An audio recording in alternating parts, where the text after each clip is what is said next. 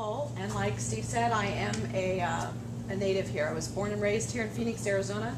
I have been married for 30 years, owned and operated my own construction company for 26 years, residential and commercial. It's a tough industry, and especially for a woman. I have spent my lifetime making sure that I was really well educated in my industry, attended any kind of function statewide, nationwide, to make sure that I continued my education so I could provide for my customers. That was really important to me. My business was very successful. I say was, so that's a key word. And the important thing was, for me, I was really content at that. My heart's desire was to be a mom, raise my kids, and run my business. I've never had any political aspirations. That fed me. That's all I ever wanted in life. And I was really content with doing that the rest of my life. That's what I saw myself doing. It provided a living for my family, and it allowed me to be the kind of mom and grandma that I wanted to be. Until this last year. And a year ago, I watched my world unravel so quickly without any time to adjust, with the poor decisions of our policymakers back in Washington that affected me critically. As you can imagine, in construction, loss of builders, credit lines slashed. Jim mentioned it, where did that money go? So I spent my time and my money, and I flew back to Washington, D.C. a year ago last March, and I set appointments with my senators, my congressmen, Small Business Administration, because I wanted them to hear firsthand what I wanted to say, what was happening to me, and I wanted to be a spokesman for the construction industry, for the small business industries here in Phoenix, Arizona. You would have thought that with preset appointments, I would have actually had the opportunity to speak with those representatives, and I did not. I saw interns, and that was very frustrating for me because they knew I was flying across the country. I came back here feeling hopeless. I proceeded to set appointments with John Shadegg, went to the Capitol. I wrote letters to the presidents of Wells Fargo, American Express, Bank of America, Glenn Beck, Bill O'Reilly, anybody I could send my message to. No one heard me. I continued to watch my life totally disintegrate. My husband has had the luxury, we have 4 children, ages 29 to 14.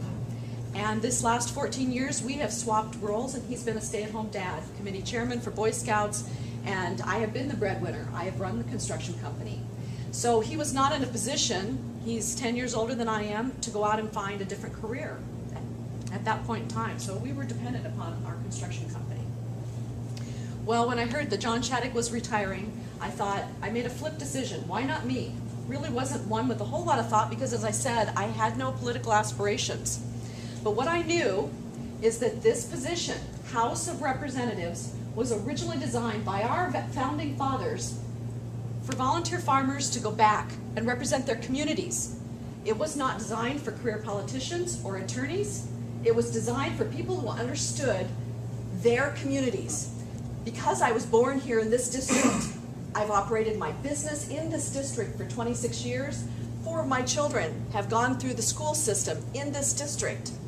That makes me keenly in touch with the needs and the struggles. And it is my struggles that make me the perfect candidate for this, because that's what everybody is feeling.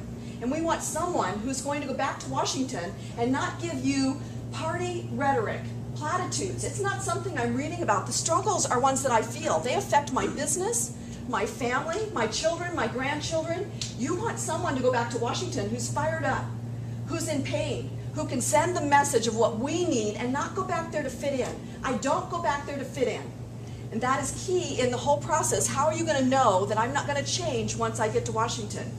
When I began this process and I explained my message and let everybody know that I was going to run for office, they said, it's the perfect time.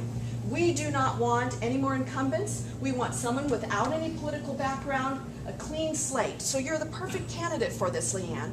But we want to know that we can trust you when you get back to Washington. But in order to get the message out, you need to raise hundreds of thousands of dollars.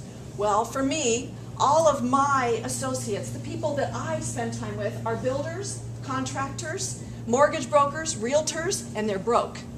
And if I'd turned around and said, you know what, we're all angry, we're all frustrated, and we want a better America, but in order for that to happen, we need to put me in office, and I need your money to do that.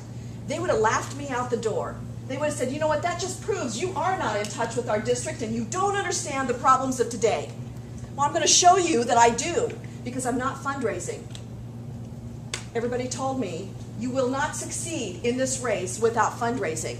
I stand here and tell you that if I can't do it here, don't expect it to be done in Washington. Because as long as we follow the same process of campaigning, we will continue to put the same people in office over and over again. You have to elect someone who's got the guts to stand up and buck the system and do something different. And someone who can represent you and your needs. And I'm doing that. So that it makes it a much more difficult process. How do I get my message out? Thanks to people and companies like this gives you an opportunity to get educated. Signs, commercials, they're sound bites. They don't tell you anything about the character of the person or where they come from and how they're going to represent you. This does. You hear my heart. You hear my background. You hear Jim's. You hear Ed's. It is true. We have great candidates. The key to this race is leadership. For the most part, 10 of us say the same thing. We really are good candidates. Who has the ability to move men's hearts, men and women's hearts, to stir them, to touch them, to communicate with them, to blend them together, and to convey a message and lead? I have that. I've been in business 26 years, and that's what I've done. My message to Washington, the reason I went back there is because I wanted Washington to take a pay cut like I had taken. I wanted them to reduce the spending, cut the overhead, balance the budget. I had to do that in my business to survive. Personal accountability, that's why I'm campaigning the way I am. I want to show you personal accountability that begins with every one of us here at a local level. If we can do it in our own homes and we can be a living, breathing example of that, then we can take that message, we can create leaders, and the leaders go back to Washington. That's why it's so critical that we do put the right people back in office right now. We have the leadership skills to shake things up and to send a message. Congress needs to take a pay cut like I did. Every congressman should be willing to do that right now. We're in crisis mode. They're asking all of us to bear the burden of their poor decisions. They need to lead by example. Every organization, you know, Jim mentioned it, library, everything should be up for examination of what we can cut. We've had to do that. We're not going to spend our way out of this mess. It is not possible. We don't want to be robots that are run by a large, big machine. We have great creative minds. We have lots of things that we want to do for ourselves, for our families, for our communities, and the government stifles that. We want to embrace our small businesses, revitalize them, and reach out and help in our communities. You know, this debt was occurred, it's staggering what's happening, $12 to $13 trillion, that jump in just 6 months. So it's so quick, we have to put a quick halt to that, and it's growing because of the expansion of government. We're going to feel some pain right now, just like I've had to in my business. It has not been comfortable where I'm at right now. I'm not comfortable. I don't stand here as a financial dynasty, but I was able to make the cuts necessary. There's a lot of things we can live without. And the government, there's a lot of things back in Washington that we can live without, and that's where we have to start and rebuild from ground up. Everybody talking about, we're so upset, we're angry. You would have thought that with all of this anger, that you could get people out to work in your campaigns, to be. We invited 70 people last night to a gathering, and I think there were 15 that showed up.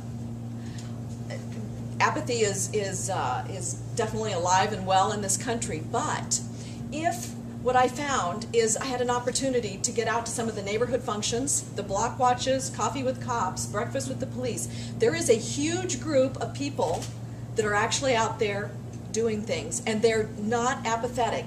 And we plugged into that, and I think you can grow on that. I think we can take that group and expand upon it. If we just watch our TV, we can't put our head in the sands. We have to realize our national debt and all of the problems.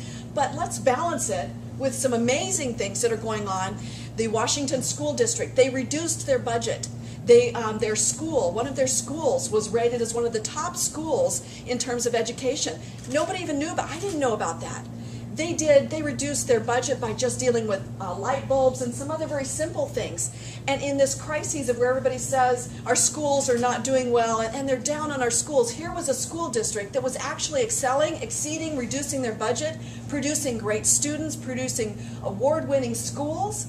We need to be reporting on that. We need to be talking about that. We need to be empowering and supporting those people so that we can get rid of the apathy. It's going to take you and it's going to take me going out and finding the areas that are good and building them up.